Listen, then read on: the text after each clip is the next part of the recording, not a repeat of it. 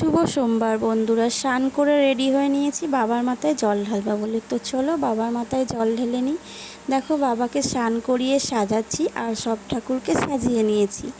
তো আজকে হলো সোমবার, শ্রাবণ মাসের, সবাই আশা করি জানো।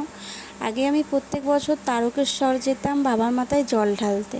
তারপরে লকডাউন পড়ে গেল, আর যেতে পারতাম না। তো তারপরে আবার মাম্মাম হয়ে গেল। তো মাম্মামের জন্য এখন যেতে পারি না। খুব ইচ্ছা করে বাবার কাছে যেতে, তো যেতে পারি না, কি করব। তাই বাড়িতেই আমি বাবার মাথায় জল ঢালছি। তো তোমরা কে কে তারকেশ্বর গেছো কমেন্টে জানিও।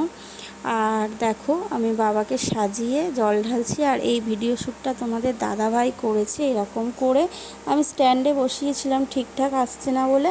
তা তোমাদের দাদাভাইকে বললাম একটু শ্যুটটা করে দাও। তো দেখো এইরকম করেছে, ফোনের ফ্ল্যাশ জ্বালিয়ে অন্ধকার চলে এসছে।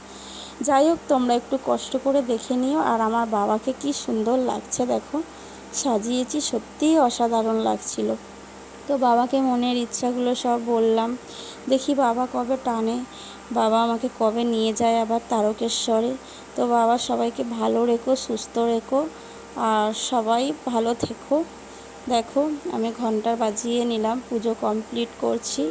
তো খুব ভালো লাগছিল বাবার মাথায় জল ঢালতে। আর আজকে আমি পুরো নিরামিষ খাবার খাবো। আগে আমি প্রত্যেক সোমবারে আর কি জল ঢালতাম, নিরামিষ খাবার খেতাম, এখন হয়ে ওঠে না। তো আজকে ভেবেছি পুরো আমি নিরামিষ খাবো সারাদিন, আর তোমার বাবার মাথায় জল ঢালবো। শুকিয়ে তো থাকতে পারবো না, কারণ এখন মাম্মা ছোট, তার জন্যই। তো তোমরা তারকেশ্বরে কে কে গেলে অবশ্যই কমেন্টে কিন্তু জানিও। আর তারপরে তোমরা আজকে কে কে জল ঢেলেছো সেটাও জানিও। তো পুরো ব্লগটা দেখো, যদি ভালো লেগে থাকে লাইক করো, কমেন্ট করো, আর পাশে থেকো, শেয়ার করে দিও। আর যারা যারা চ্যানেলটা সাবস্ক্রাইব করোনি নতুন, তারা অবশ্যই সাবস্ক্রাইব করো। আর দেখো কি সুন্দর লাগছে আমার ভোলে বাবাকে। তো হরে হরে মহাদেব, সবাইকে ভালো রেখো, সুস্থ রেখো বাবা। তো আজকের মতন ব্লগটা এখানেই শেষ করলাম। টাটা, বাই বাই, চলো।